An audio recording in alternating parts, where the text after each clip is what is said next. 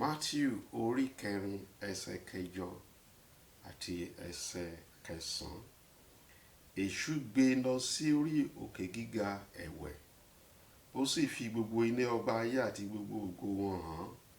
Ó sì wí fún pé gbogbo nǹkan wọ̀nyí ni èmi ó fún ọ bí ìwọ bá lè wólẹ̀ tí o sì forí balẹ̀ fún mi.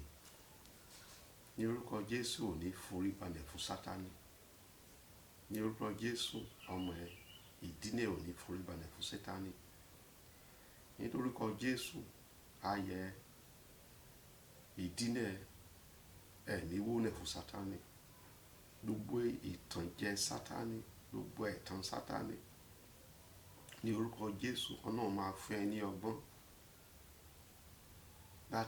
láti mọ̀ pé ìtànjẹ Sátánì ni.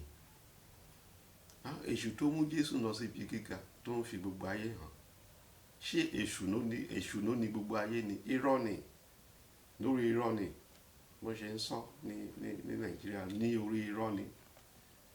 Ọlọ́run ló ní ayé, Ọlọ́run ní ẹlẹ́dà, Ọlọ́run ló dá gbogbo nǹkan. Nítorí náà ìtànjẹ ìkíní èṣù ni ẹ. Ó tún sọ pé kó bá forí balẹ̀ fún mi, mo máa fẹ́ gbogbo nǹkan. Ìtànjẹ kejì náà ni. Nítorí pé kò sẹ́ni tó lè, kò ní agbára láti fún ẹnikẹ́ni ní gbogbo nǹkan.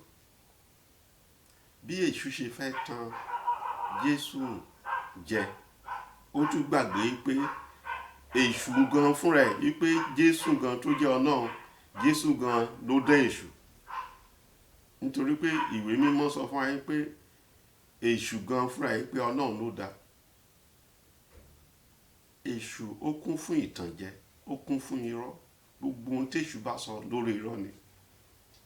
Ọ̀pọ̀lọpọ̀ nínú wa ló yẹ pé a ti fọwọ́ wa, a ti fa èṣù wọnú ayé wa. Nítorí ipò, nítorí owó, nítorí pé ọlá. Ó lè jẹ́ pé ọkọ gan, ẹlòmíì wakọ̀, a lọ sílé babaláwo.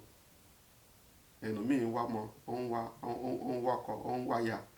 Ní òní mo gbàdúrà fún ẹni pé gbogbo ọ̀nà kọ̀nà tí o ti fi, tó ti gbèṣù láàyè, mo dínà èṣù ní ayé ẹ lórúkọ Jésù. Mo lé èṣù jáde láyé ẹ lórúkọ Jésù.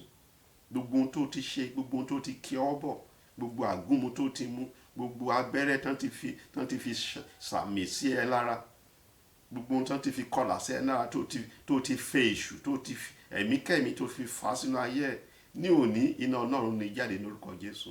Agbára láti sọ fún èṣù wípé mi ò ní forí balẹ̀ fún ẹ, tó fi máa mọ̀ pé Ọlọ́run ni Olúwa, tó fi máa ní sùúrù wípé k'Ọlọ́run kó bùkún ẹ, kí agbára náà kó wọ̀ ẹ́.